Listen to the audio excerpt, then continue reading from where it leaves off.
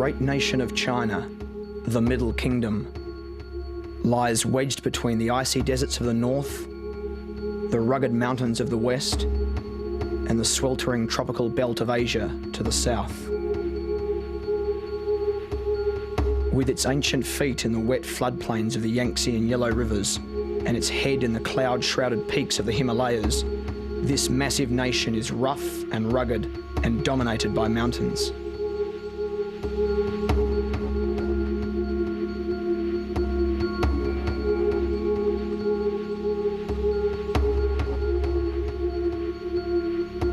Population and cultivation is focused on the North China and Manchurian plains. The Manchurian Plain in the far northeast rises to meet the North Korean Changpai-shan Range and the Great Khingan-Tai Ranges to the west. The North China Plain sits between the two mighty rivers Yangtze and Yellow. Supporting 2/3 of the country's population, it has always been the rice bowl of China. To the north, the southerly reaches of the Gobi Desert and Nye Mongol Plateau sweep down from the icy extremes of Mongolia and Siberia. This is a harsh land of bitter winds and stunted grasses.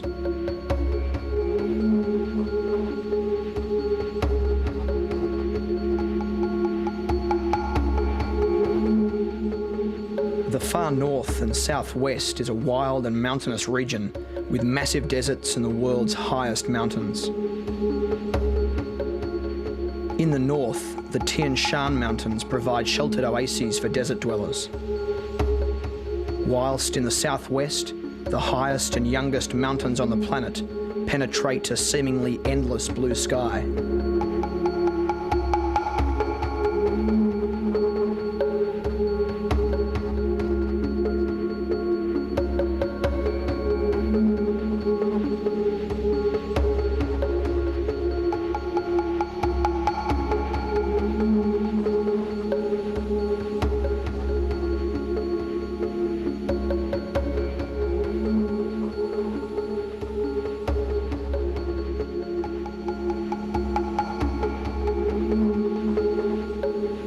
The Guangxi Platform extends west from the Guangzhou lowlands to the edge of the Tibetan Plateau.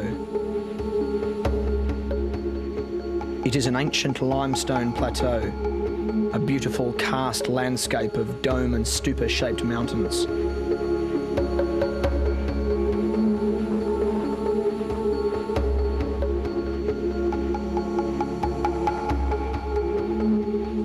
These rivers, waterfalls, caves and grottos form a seemingly endless labyrinth that has inspired many of China's greatest classical poets and painters.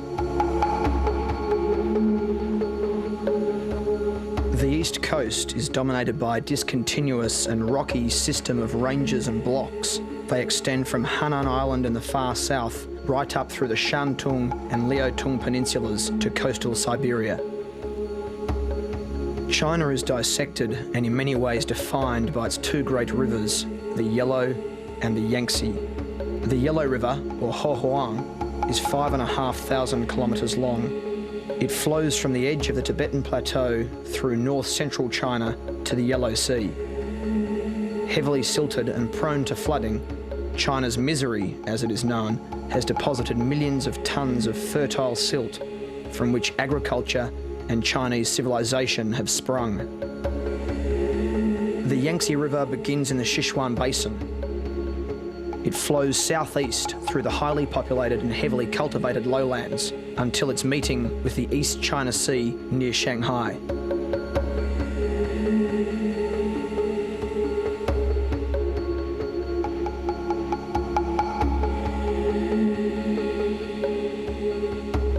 Some 6,300 kilometres long, the Yangtze cuts a deep and beautiful path through southern China.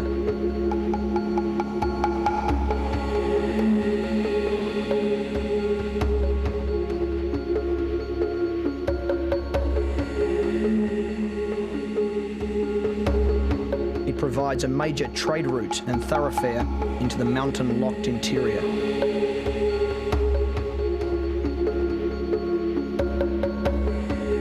As most people know, the Yangtze is to be dammed by the year 2009.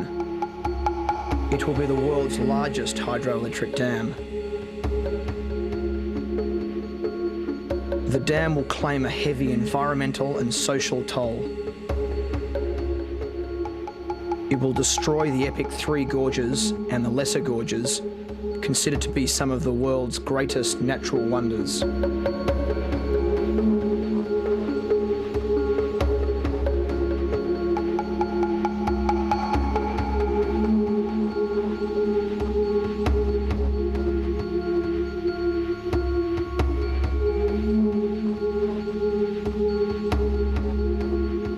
Not only will the dam flood some of the most beautiful landscape in China, it will irrevocably cover thousands of ancient archaeological sites.